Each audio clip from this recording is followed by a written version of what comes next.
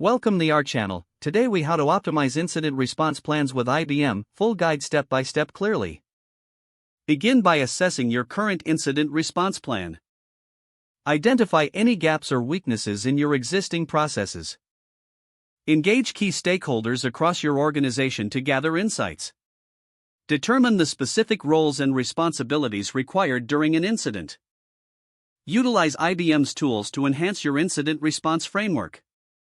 Explore IBM Security Curator to analyze security data in real time. Integrate IBM Resilient to automate incident management tasks. Establish clear communication protocols for when an incident occurs.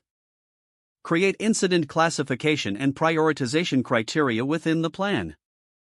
Conduct regular training sessions to ensure team readiness. Test your incident response plan through tabletop exercises. Leverage IBM's threat intelligence services to stay updated on current threats. Incorporate feedback from post-incident reviews into the plan. Continuously refine your plan based on emerging industry standards. Ensure your documentation is comprehensive and easily accessible. Maintain a proactive stance by regularly updating the plan with new lessons learned. Engage with IBM support for ongoing consultation and expertise. Monitor and analyze incident response metrics to gauge effectiveness. Use these metrics to make data-driven decisions for future improvements.